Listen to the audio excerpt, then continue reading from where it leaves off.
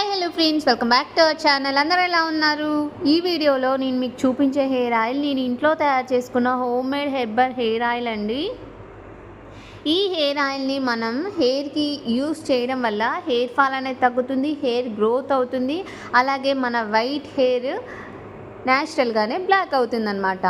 So అందుకోసం అనేసి నేను చాలా ఓపికగా ఇంట్లో తయారు చేసుకున్న హెయిర్ ఆయిల్ని నేను నా హెయిర్కి యూస్ చేస్తూ ఉంటాను.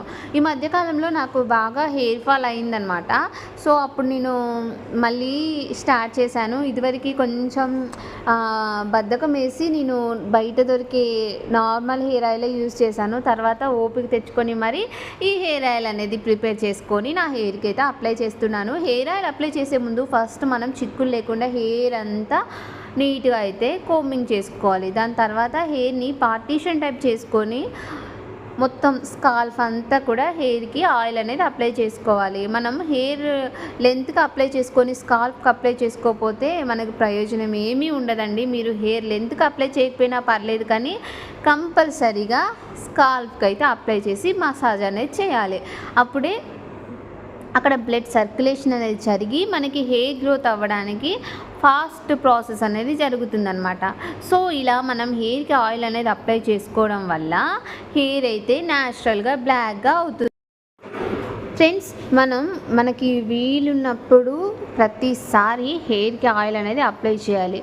నేను బిఫోర్ ఆయిల్ అప్లై చేయ ముందుకు నా హెయిర్ ఎలా ఉంది అనేది అయితే నేను మీకు చూపిస్తున్నాను అనమాట. ఫస్ట్ హెయిర్కి ఆయిల్ అప్లై చేయాలంటే ఫస్ట్ మనం చేయాల్సిన స్టెప్ వచ్చేసి హెయిర్కి చిక్కులు అనేది లేకుండా హెయిర్ అంతా కోంబింగ్ చేసుకోవాలన్నమాట. సో ఈ కోంబింగ్ కూడా ఎలా పడితే అలా చేసుకోవద్దండి. పెద్ద పళ్ళు ఉంటాయి కదా కోంబుకి, ఆ పెద్ద పళ్ళు ఉన్న సైడ్కే మనం హెయిర్ అనేది దువ్వుతూ ఉన్న చిక్కులన్నీ తీసేయాలి. ఫాస్ట్గా లాగకూడదు. చాలా చిన్నగా జాగ్రత్తగా ఓపిక్గా కొంచెం కొంచెం హెయిర్ని తీసుకుంటూ చిక్కులు అనేది తీసుకోవాలన్నమాట.